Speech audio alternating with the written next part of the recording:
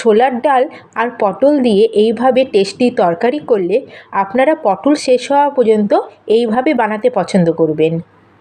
Hello everyone, আমি Arpita, flavour with অর্পিতার চ্যানেলে আপনাদের সকলকে স্বাগত।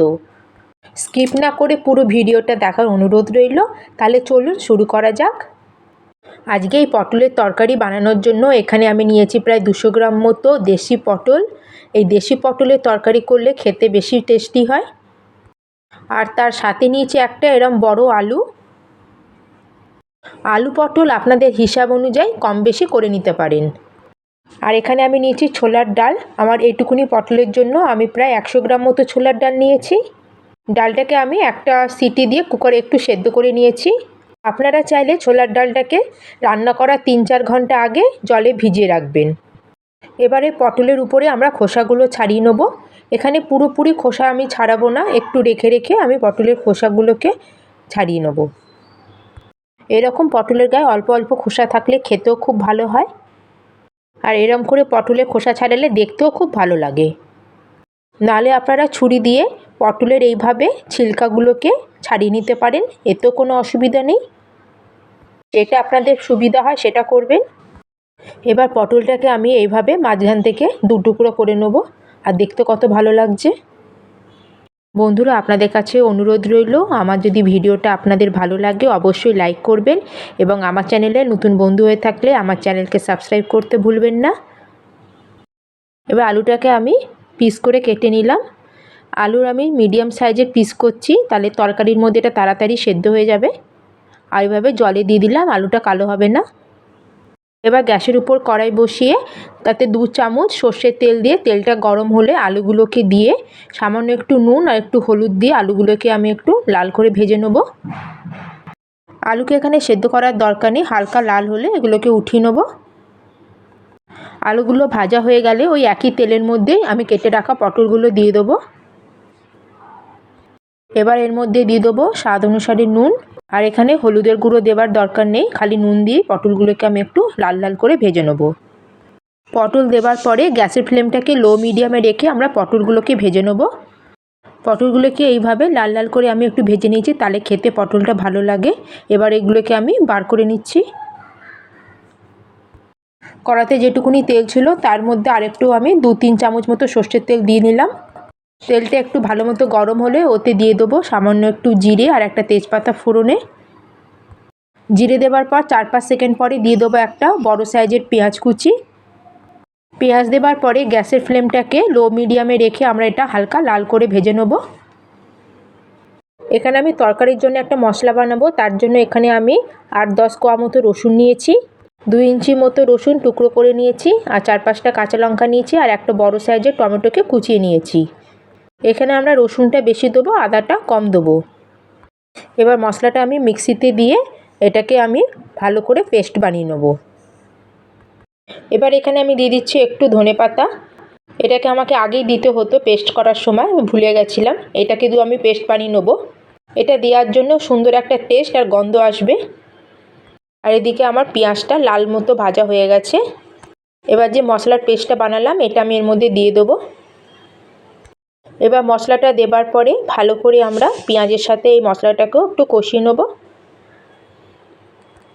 মশলা থেকে আমার তেল বেরোতে শুরু হয়ে গেছে। এবার এখানে আমি অ্যাড করে দিচ্ছি স্বাদ অনুযায়ী নুন।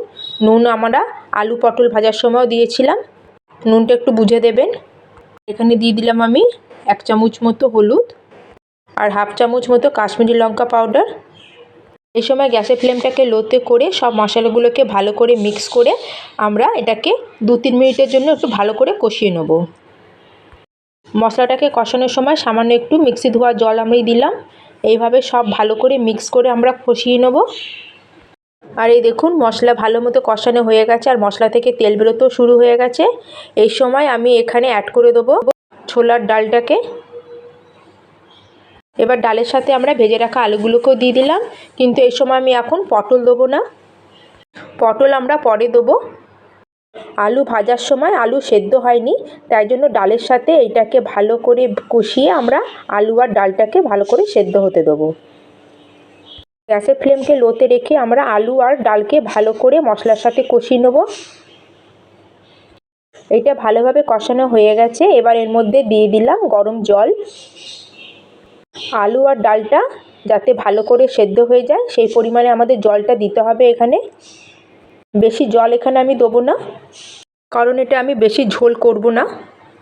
জলটা দিয়ে ডালটাকে ভালো করে মিক্স করে আমরা গ্যাসের ফ্লেমটাকে লোতে করে এটাকে ঢেকে 12 থেকে 15 মিনিটের জন্য ডালটাকে সেদ্ধ হতে দেবো।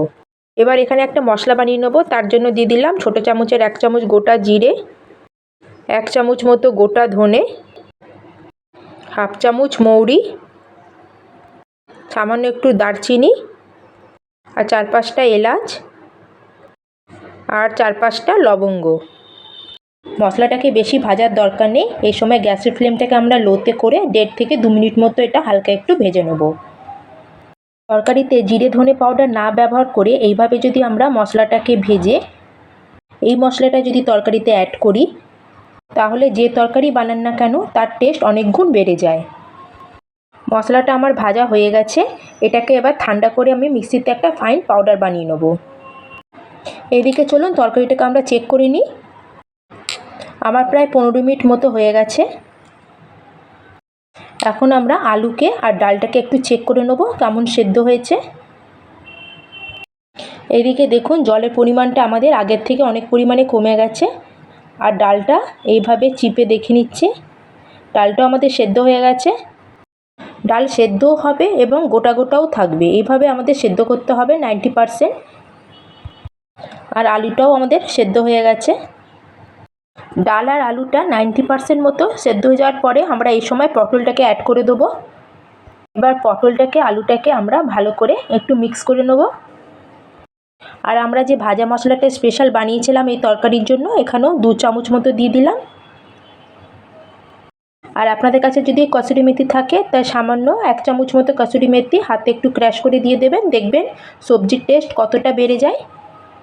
এবার সব কিছুকে ভালোভাবে আমরা একসাথে মিক্স করে দেবো। এবার গ্যাসের ফ্লেমটাকে লো করে এটাকে ঢেকে আমরা 5 থেকে 7 মিনিট পুরোপুরি এটাকে কুক হতে দেবো, যাতে সব কিছু ভালো মতো সেদ্ধ হয়ে যায় আর মশলার ফ্লেভারগুলো তরকারির মধ্যে চলে আসে। 5 মিনিট হয়ে গেছে। এবার আমরা ঢাকনা খুলে সব কিছুকে একবার ভালো করে মিশিয়ে দেবো।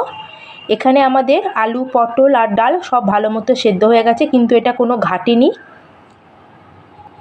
সব কিছু গোটা গোটাই আছে। এই দেখুন দেখুন আর যে ঝোলটা দেখতে পাচ্ছেন এটা ঠান্ডা হওয়ার পরে অনেকটা ঘন হয়ে যাবে। এবার গ্যাসের ফ্লেমটাকে অফ করে দিয়ে আমরা এটাকে সার্ভ করে নেব। তাহলে দেখলেন তো বন্ধুরা, ছোলার ডাল আর পটল দিয়ে কত একটা ইউনিক রেসিপি আপনাদের সাথে আজকে শেয়ার করলাম।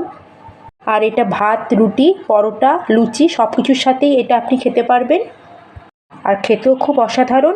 আপনারা অবশ্যই একবার এইভাবে বানাবেন। ভিডিওটা ভালো লাগলে লাইক করবেন, শেয়ার করবেন এবং সাবস্ক্রাইব করতে ভুলবেন না।